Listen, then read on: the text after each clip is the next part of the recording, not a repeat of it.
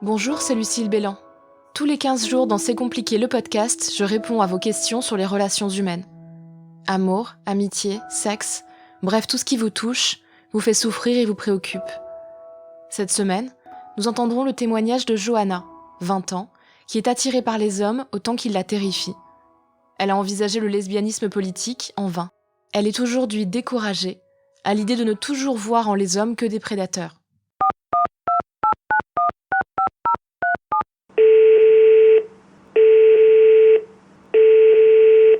Bonjour Lucille, je m'appelle Johanna, j'ai 20 ans et je suis étudiante à Paris. J'ai eu plusieurs copains qui m'ont souvent choquée par leur manque d'empathie, par leurs difficultés ou même incapacité à parler de leurs sentiments et à comprendre les miens. Et également par la facilité avec laquelle ils faisaient recours à la violence, à la colère ou à l'agressivité.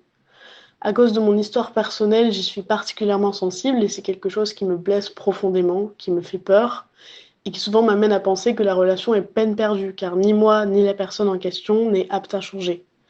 C'est pour cette raison que je me suis souvent demandé si je ne serais pas plus à l'aise avec une femme. C'est une idée qui me plaît, que j'ai retournée dans tous les sens, mais malheureusement je me sens profondément et irrémédiablement attirée par les hommes, et je ne pense pas que l'on puisse décider de l'inverse. Alors tout simplement, j'aime les hommes, mais ils me terrifient.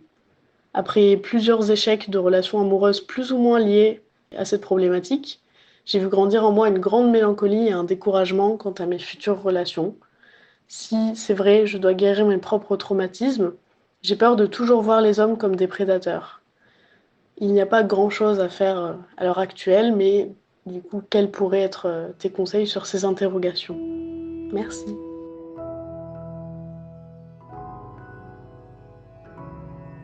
Chère Johanna, comme vous, je me demande parfois ce que les hommes m'ont apporté.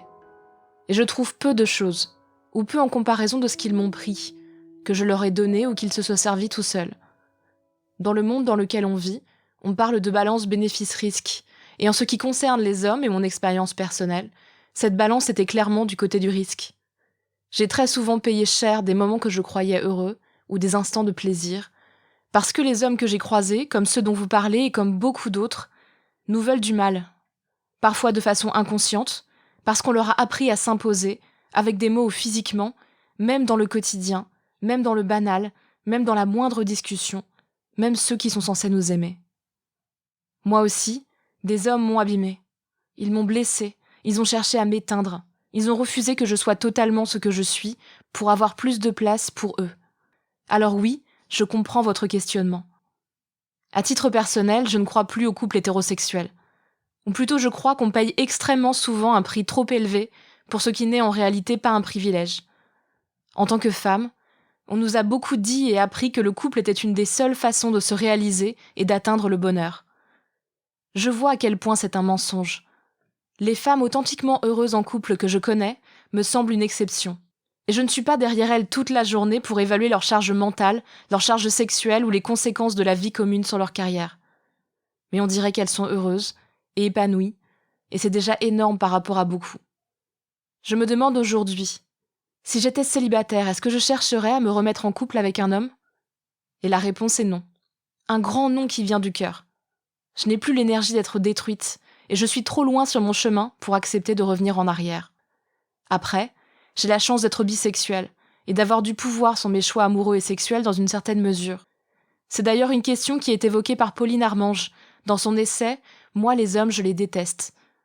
Bisexuelle et en couple avec un homme depuis de nombreuses années, elle affirme que si elle se retrouvait célibataire, elle n'irait plus jamais vers un homme. Pour elle, le prix est trop cher à payer. Le risque est trop grand.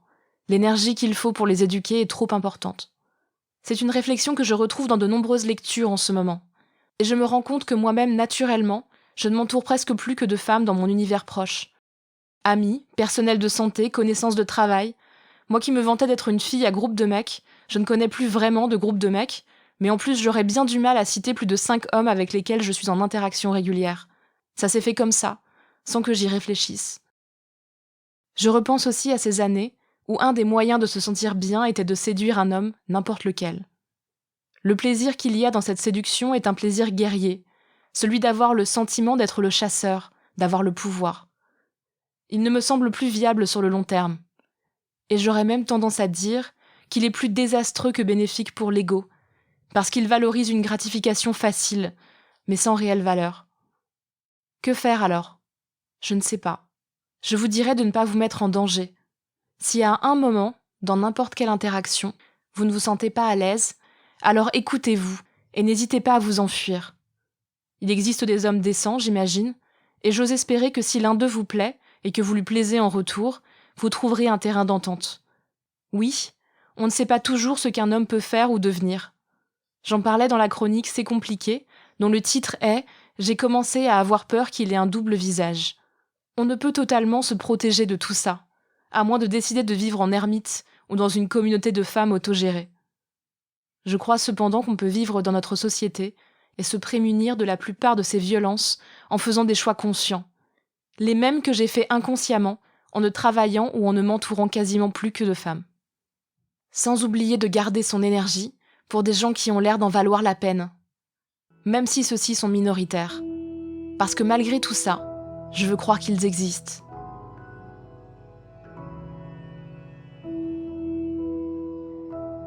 Cette semaine, pas de spécialiste, mais une réflexion autour de l'œuvre de la romancière et poétesse américaine Melissa Broder, avec ses 2 derniers romans, Sous le signe des poissons, paru ce mois-ci aux éditions Christian Bourgeois, et Milk Fed, qui vient de sortir aux États-Unis aux éditions Scribner.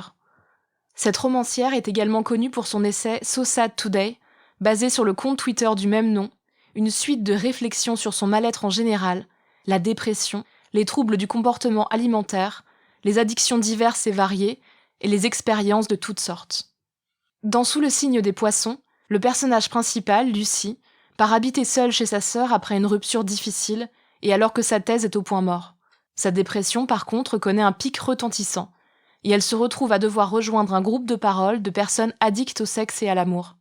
L'autrice aborde tout au long de ce livre ce problème de dépendance affective, qui pousse certains de ses personnages à entretenir des relations ou semblants de relations avec des gens qui ne les intéressent pas vraiment, quitte à prendre des risques. Dans le dialogue que vous allez entendre, Lucie discute avec une autre femme de son groupe de parole. Je suis en train de faire passer des entretiens pour me constituer un harem. Je suis allée à des rencontres sur le polyamour. J'ai connu ce type, Trent, à une réunion de Topanga. Il est un peu plus vieux, il a fait du porno. Il a une queue de cheval et je suis pas sûre de savoir si c'est mignon ou minable. Mais je crois que c'est mignon. Il a une femme. Elle a des petits copains. Je vais me le taper demain soir. J'ai aussi rencontré cet autre type qui s'appelle Orion. Il a genre à peine 18 ans, il est super cucu. Il portait un kilt. Il est pansexuel. On a passé la soirée à s'emballer, mais il vit dans le Vermont et il est déjà rentré, alors j'en cherche encore un 3e. Je vais peut-être me faire ce type qui travaille chez Best Buy. On a déjà baisé avant, c'est un Jamaïcain. Super bien foutu. Vraiment sympa avec moi. Ils sont tous polis ? David aussi ? Non, lui, je sais pas trop ce qu'il est.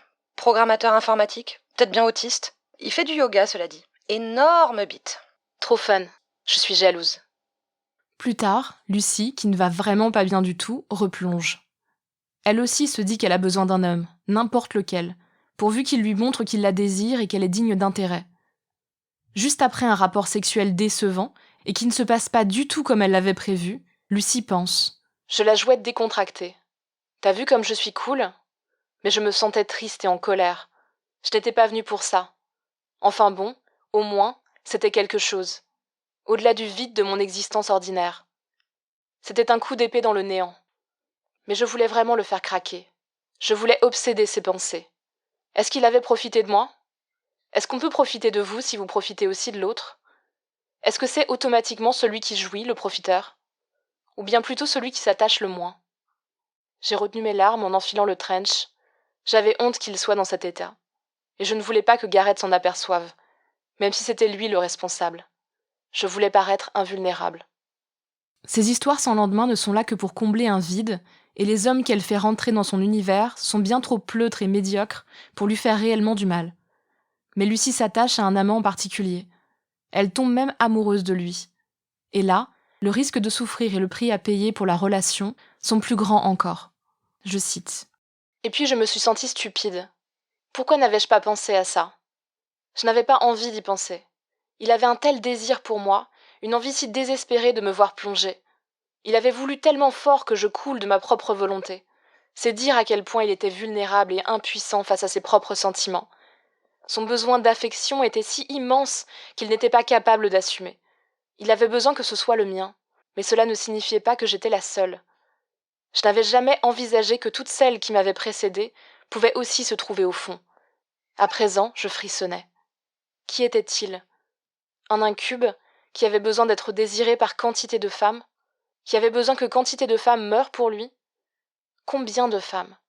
Dans mon propre désir de me sentir choisie par cette créature sublimée, je n'avais jamais pensé à me demander si d'autres avaient sauté le pas avant moi. Il me paraissait impossible que son besoin d'être désiré soit plus vorace que le mien. Sexuellement, j'avais rencontré ce genre de besoin, chez les playboys et les connards. Mais leur désir était purement physique. Ils n'attendaient rien d'autre de moi que du sexe, et surtout pas de l'amour. Ils ne voulaient pas de ma vie. C'était moi qui la leur imposais. Et maintenant, voilà un homme qui avait besoin de mon amour et de ma vie. Mais mon amour et ma vie, et la vie de combien d'autres femmes ? J'ai ressenti un picotement dans les yeux. Je pleurais. Dans Milkfed, qui n'est pas encore disponible en français, l'autrice revient sur ces thématiques et oppose même à travers son personnage principal les effets du désir et des relations avec une femme ou avec un homme. Le constat est toujours le même. Si le plaisir de la conquête est supérieur au départ dans le cadre de la séduction d'un homme, c'est bien dans la relation avec une femme, que ce soit une amante ou une amie, que le personnage s'épanouit vraiment. Cela ne veut pas dire que ces relations auront aussi des happy end. Elles vécurent heureuses et eurent beaucoup d'enfants n'existe pas chez Melissa Broder. Mais la question est posée. Qu'est-ce que les hommes ont à apporter aux femmes ? Sa réponse en plusieurs livres est catégorique. Pas grand-chose. Comme un paquet de cigarettes, 2 ou 3 pots de glace surcaloriques, les hommes sont dangereux à la fois pour les plaisirs éphémères qu'ils procurent et pour le prix, au niveau de la santé mentale et physique, qu'ils coûtent. Melissa Broder ne propose pas de solution. Elle constate et invite à trouver un apaisement dans une société qui, parce que nous sommes des femmes, nous veut du mal de manière systémique. Dans ses livres, cet apaisement ne passe pas forcément par le rejet des normes et des codes de la société dans son ensemble, mais par la reconnaissance et l'acceptation de nos besoins et de nos limites. Un appel, en somme, à la bienveillance tournée vers soi. Pour aller plus loin, je vous conseille cette semaine de découvrir ou redécouvrir l'essai de Pauline Armange « Moi les hommes, je les déteste ». C'est un petit livre qui se lit très bien et qui revient sur la question de la misandrie, son sens et ses conséquences. Posé, sans colère, il partage une réflexion aboutie de son autrice et invite à se demander où nous nous positionnons dans nos relations avec les hommes. C'était C'est compliqué le podcast. Merci au merveilleux Benjamin Septem-Ours et Aurélie Rodriguez pour la réalisation et le montage. Si vous aussi vous voulez témoigner, n'hésitez pas à me laisser un message vocal. Vous pouvez vous enregistrer sur votre téléphone et nous envoyer ce message par mail à cetcompliqué.slate@gmail.com ou nous envoyer un message vocal par WhatsApp au 07 61 76 74 01. N'oubliez pas de me laisser un prénom ou un pseudo, votre âge et éventuellement votre ville. Enfin, l'adresse mail cetcompliqué@slate.fr et la chronique hebdomadaire reste toujours d'actualité. Si ce podcast vous a plu, n'hésitez pas à vous abonner, nous mettre 5 étoiles pour nous soutenir, laisser un commentaire ou en parler autour de vous. Tous les autres épisodes sont à retrouver sur slate.fr ou votre application de podcast préférée. Merci à toutes et à tous, et à très bientôt.